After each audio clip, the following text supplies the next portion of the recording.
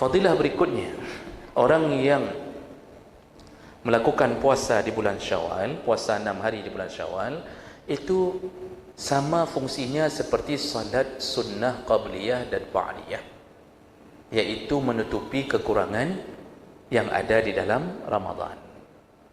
Jadi ba'diyahnya Ramadan adalah Syawal, qabliyahnya Ramadan apa? Sya'ban. Puasa Sya'ban itu qabliyahnya Ramadan, ba'diyahnya Ramadan Syawal. Fungsinya sama seperti salat qabliyah dan ba'diyah. Nabi SAW dalam hadis riwayat Abu Dawud, Ibnu Majah, Ahmad dengan derajat yang sahih, itu menceritakan kondisi di hari kiamat nanti.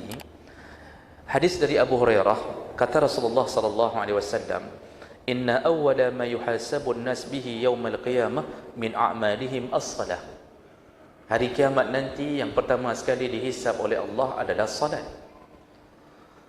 Qal, lalu Rasulullah berkata, yaqulu rabbuna jalla wa azza li malaikati. Nanti ketika sedang dihisab salat, lalu Allah mengatakan kepada malaikatnya, wa huwa a'lam.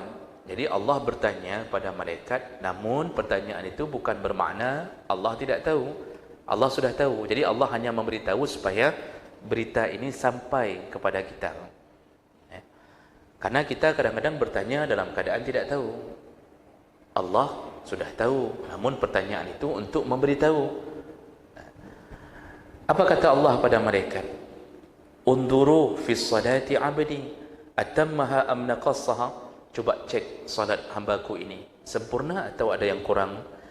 Fa in kanat tammah kutibat lahu tammah. Kalau salatnya sempurna, maka sempurnakanlah catatan amalnya dalam urusan salat itu. Wa in kana intaqasa minha syai'an, kalau ada yang kurang dari salatnya, kita kan kadang-kadang Pak enggak bisa sempurna salat itu. Khusyuk rakaat pertama belum tentu khusyuk rakaat kedua. Khusyuk 2 rakaat belum tentu rakaat ketiga. Apalagi yang salat baru ribut sama isteri di rumah, itu susah khusyuk. Karena dalam salat dia merencanakan balas dendam. Apalagi yang banyak hutang, kredit enggak habis-habis, kayak mana mau khusyuk salat?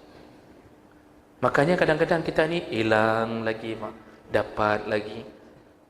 Tapi kalau sudah setiap hari enggak pernah khusyuk, itu perlu diruqyah. Setiap hari sujud sahwi, setiap waktu sujud sahwinya perlu ruqyah kan Pak? Karena sujud sahwi itu seharusnya tidak rutin. Sujud sahwi itu sekali-sekali, itu normal. Kalau setiap waktu sujud sahwi, itu ada yang error dalam diri kita. Namun Allah Subhanahu wa taala mengatakan, kalau ada yang kurang dari salatnya, unduru, wahai malaikat, lihatlah, hal li 'abdi min tatawwu', apakah hambaku itu melakukan salat-salat sunnah qabliyah, ba'diyah, apakah dia melakukannya? Fa in kana lahu tatawwu', kalau dia melakukan salat-salat sunnah, atimmu li 'abdi fardhatahu min tatawwu'i, maka sempurnakanlah yang kurang dari salat fardunya dengan salat sunnah itu. Itu fungsi salat qabliyah dan ba'diyah. Jadi menyempurnakan salat wajib kita selama tidak direncanakan. Jadi jangan sampai gara-gara hadis ini kita merencanakan salat wajib kita remehkan. Alah nanti habis itu ba'diyah, tenang aja, ada ba'diyah, tenang aja. Jangan begitu, itu enggak terjadi, enggak bisa menutupi. Ini yang benar-benar kita berusaha tapi masih ada kurang-kurangnya. Summa tu'khazul a'mal ala zakum. Nah, di situ Rasulullah kemudian mengatakan, setelah salat selesai, maka semua amal yang lain diperlakukan sama seperti itu oleh Allah Subhanahu wa taala. Jadi Allah tanya, lihat hambaku dalam Ramadannya, bagus enggak Ramadannya?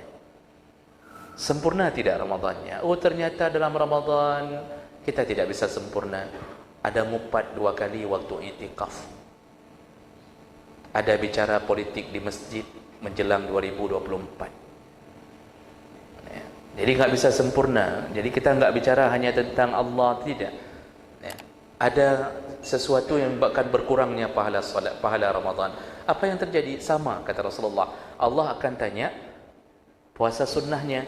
Maka Allah tanya, dia ada puasa Sya'ban, ada puasa Syawal. Kalau ada, tutupilah Ramadan itu dengan puasa tersebut. Itu maksud kalimat semua amal diperlakukan sama seperti salat. Jadi jemaah mereka Allah Subhanahu wa taala, itu mulianya orang-orang yang melakukan puasa sunnah Syawal. Berikutnya, yang ketiga, fadilah orang yang berpuasa sunnah Syawal, yaitu orang yang melanjutkan setelah Ramadan dengan puasa sunnah Syawal, itu tanda-tanda bahawa dia diterima amal Ramadannya. Kenapa bisa begitu kesimpulannya?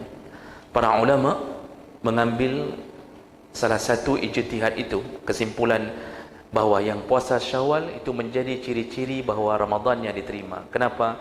Ayat Allah surat Ar-Rahman ayat 60 yang berbunyi hal jazaa'ul ihsan illa al-ihsan. Apa kata Allah? Tidak ada balasan kebaikan kecuali pasti dibalas dengan kebaikan berikutnya. Jadi ciri-ciri satu kebaikan makbul, kita dimudahkan untuk melakukan kebaikan berikutnya. Itu ciri-ciri makbul. Semua amalan begitu. Kenapa habis Ramadan kita masih semangat melakukan kebaikan? Berarti yang di belakang ini makbul. Maka Allah beri pahala. Selain daripada pahala, Allah beri hidayah untuk melanjutkan kebaikan. Maka semua amal begitu. Setelah zakat, muncul semangat bersedekah. Dilanjutkan, pulang haji, orangnya bertambah dermawan. At-ta'am at-ta'am. Jadi ciri-ciri haji mabrur, pulang, itu bertambah dermawan, bertambah taat. Jadi orang yang pulang haji itu seharusnya penuh di masjid, 5 waktu jamaah. Saya pernah bilang, seandainya semua haji mabrur, seandainya semua pak haji mabrur, itu masjid nggak muat untuk pak haji saja. Seandainya subuh, duhur penuh dengan pak haji. Tapi ternyata tidak, subuh tetap begitu. 2 saf, 3 saf. Itu dah hebat 2 saf, 3 saf. Di masjid kita 6 saf, 7 saf. Dah hebat. Di masjid lain itu bukan 7 saf, 8 saf. 7 orang, 8 orang. Satu kampung yang sudah berhaji, itu sampai mencapai kadang-kadang 70 orang. Kenapa solat subuh cuma 7 orang? Kemana Pak Haji? Pak Haji dengar. Kenapa enggak berhasil melakukan kebaikan berikutnya? Tanda-tanda bermasalah dengan amal sebelumnya. Maka ini bahasa Allah ini, bahawa satu kebaikan, ciri-ciri diterima, Allah beri kekuatan melakukan kebaikan yang lain. Maka para ulama mengatakan berdasarkan ayat-ayat ini, maka orang yang berpuasa Syawal itu ciri-ciri insya-Allah Ramadannya diterima Allah Subhanahu wa taala. Jadi lakukan dengan ikhlas. Ini jangan ada yang sampai enggak ada rencana puasa Syawal, setelah ikut pengajian, ya sudahlah terpaksa kita lakukan jugalah. Takut-takut enggak makbul, berarti ada ketidakikhlasan. Tapi masih untunglah, berarti hidayahnya datang di situ. Ini fadilah yang ketiga. Jadi menjadi tanda makbulnya kebaikan. Nanti bersambung tu Pak. Jadi bukan hanya puasa Syawal, bersambung. Semua amal baik yang lain bersambung sampai ke kurban nantinya. Jadi yang mendorong kurban itu, yang mendorong semangat berkurban, itu mulai dari kebaikan sebelumnya. Ramadan makbul, puasa Syawalnya makbul. Lalu Allah beri lagi sampai semangat berkurban. Jadi dari sekarang dia sudah siapkan dana untuk melakukan pengorbanan kepada Allah. Itu dorongan itu dari mana? Dari kemakbulan amal sebelumnya. Sekarang panitia sudah mulai buka untuk berkorban, maka berkorbanlah. Tapi panitia jangan sampai enggak kurban. Sampai panitia menggalang dana, panitia hanya kurban ini yang kepala umat. Berkorbanlah, dan itu bahagian daripada kemakbulan amal sebelumnya. Jadi jangan mengira berkorban itu hanya seumur hidup sekali, tidak. Disuruh setiap tahun, setiap tahun. Ada orang yang ditanya, "Nak kurban? Ada kurban?" Apa jawabannya? "Sudah, saya sudah. 5 tahun yang lalu saya sudah kurban." Kata dia. Jadi tidak begitu setiap tahun, Pak. Paling 2.700.000. 2.600.000. Masya Allah. Hanya sekali gaji, Pak. Itu pun 1/4 dari gaji kita. Bagi yang bergaji. Yang tidak bergaji, ya kumpulkanlah dari sekarang. Kurangi belanja. Kasih paham isteri, sabar-sabar sampai menuju kurban. Kalau tidak sabar, engkau kukurbankan. Jadi jemaah maka Allah Subhanahu Wa Taala, begitu ciri-ciri orang yang makbul Ramadannya. Sedikit lagi. Kemudian fadilah berikutnya, orang-orang yang berpuasa Syawal berarti dia telah mewujudkan rasa syukurnya kepada Allah. Jadi termasuk golongan orang-orang yang syakirin. Termasuk golongan orang yang dalam catatan Allah dia akan masuk surga dengan penyebab syukurnya kepada Allah. Bukankah Allah sudah mengatakan, la in syakartum la azidannakum, kalau engkau bersyukur ku tambahi nikmatku. Macam-macam nikmat Allah. Jadi nikmat Allah yang dimaksud itu bukan bermakna kita bertambah kaya, tidak. Kalau Allah menginginkan kita masuk surga, maka nikmat itu Allah wujudkan melalui rasa sakit yang tidak sembuh-sembuh. Jadi tujuan Allah dihapuskan semua dosa agar kita lempang masuk surga. Jangan pikir setelah kita berpuasa Syawal lalu tiba-tiba stroke sembuh. Enggak, apa. Banyak yang tidak mampu lagi melakukan amalan setelah puasa Syawal, tiba-tiba stroke malah. Berarti Allah menambahi nikmat. Apa nikmatnya? Dia ingin membuat kita lempang masuk surga. Jadi jangan mengira bahwa la in syakartum la azidannakum itu kita bertambah kaya, jerawat hilang, kemudian porsi badan begini dan begini. Enggak harus begitu. Malah kita bahaya kalau diberi kenikmatan terus-terusan tanpa ada ujian, bahaya. Dalam hadis, dalam ayat Allah Al-Baqarah 185, Allah mengatakan walitukmilul iddata walitukabbirullaha ala ma hadakum wa la'allakum tashkurun. Sempurnakanlah, cukupkanlah bilangan, lalu kemudian engkau bertakwalah kepada Allah dengan apa yang telah diberikan kepadamu agar kamu bersyukur. Jadi maksudnya orang-orang yang melakukan ketaatan maka dia ujungnya akan melakukan syukur. Kenapa kita dianggap bersyukur dengan puasa Syawal? Bukankah kita telah diberi ampunan dosa dalam Ramadan? Bukankah kita telah diberi satu malam yang bilangannya tidak didapatkan oleh umat-umat sebelumnya? Bukankah kita dibukakan pintu surga sebesar-besarnya, ditutup pintu neraka serapat-rapatnya? Semua yang kita lakukan dikali lipatkan oleh Allah, itu semua patut kita syukuri, karena Allah memudahkan kita untuk masuk surga. Dan fadilah yang terakhir, orang-orang yang berpuasa di bulan Syawal, maka dia telah membuktikan kepada Allah bahwa dia istiqamah dalam melanjutkan amal. Dalam surat Al-Hijr ayat 99 Allah menyebutkan wa'bud rabbaka hatta ya'tiyakal yaqin. Sembahlah Tuhanmu terus-terusan sampai datang keyakinan. Sampai datang keyakinan. Jadi kita ini disuruh ibadah, tidak ada tempat berhenti. Yang ada cuma istirahat sejenak. Itu coba bayangkan tarawih. Tarawih itu tidak berhenti di 2 rakaat, hanya istirahat sejenak, lalu lanjut, istirahat sejenak, lanjut, istirahat, lanjut. Begitulah ibaratnya hidup ini yang dididik oleh Allah dalam Ramadan. Kita ini tidak istirahat sampai kita melihat Israel di hadapan mata, sampai melihat malaikatul maut di hadapan mata, baru kita bisa istirahat.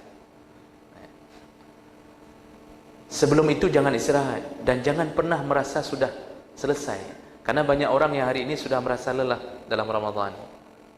Jadi merasa bahwa kahilum, saya sudah capek. Seorang ayah mengatakan ke anaknya, bapak enggak puasa dulu ya, sudah capek kemarin sebulan. Mama enggak puasa dulu ya. Ini salah. Puasa Syawal Allah berikan kepada hamba untuk dilakukan, itu sebenarnya yang tersirat adalah Allah ingin mengatakan jangan berhenti. Jangan berhenti beramal, teruskan amalmu. Masya Allah, ada yang hari ini Pak, mulai dari 1 Syawal hari raya itu enggak buka Quran lagi. Bapa enggak usah tunjuk tangan. Betul Ustaz, saya Ustaz, betul Ustaz, saya enggak buka lagi. Enggak usah, Pak. Ada yang enggak pegang Quran lagi, Pak. Kenapa? Merasa sudah capek, sudah lelah lah ni. Istirahatlah sebentar dulu. Apa puasa lagi? Masa ini puasa lagi, kata dia. Enggak ada lagi tu, enggak baca Quran. Ini sudah 16 Syawal, ada yang sudah 16 hari enggak pegang Quran. Dalam Ramadan, siang malam pegang Quran. Di luar Ramadan, dia tidak bisa membuktikan bahwa dia istiqamah. Rasulullah sallallahu alaihi wasallam padahal menyatakan, ahabbul a'mal ilallah adwamuha wa in qalla. Amalan yang paling disukai oleh Allah yang adwam, terus-terusan, continue wa in qalla, walaupun sedikit. Jadi baca Qurannya cuma satu halaman, maghrib satu halaman, subuh satu halaman, ya. Atau paling bagus lagi kalau setengah juz, satu hari. Enggak berhenti. Itu lebih baik satu halaman itu setiap hari, lebih baik daripada baca langsung 2 juz dalam sehari. Jadi begitu keluar dana sertifikasi, dia baca 2 juz satu. Dari pagi enggak berhenti gembiranya hati. Dalam kepala sudah merencanakan, insya-Allah iPhone yang 23 juta insya-Allah dia akan lakukan. Dia lanjutkan rasa syukurnya. Dia baca Quran 2 juz, Pak, dari pagi enggak keluar. Setelah itu dia berhenti 29 hari sampai keluar sertifikasi berikutnya. Ini enggak benar. Paling bagus itu sekarang lanjutkan. Dulu dalam Ramadan kita duha setiap hari duha. Maka lanjutkan duha itu walaupun cuma 2 rakaat setiap hari. Berhenti waktu istirahat di kantor sebentar menuju ke musalla 2 rakaat. Ya, guru waktu keluar main-main, ya, maksudnya anak-anak yang keluar main-main. Si guru kemudian wuduk salat 2 rakaat. Ya.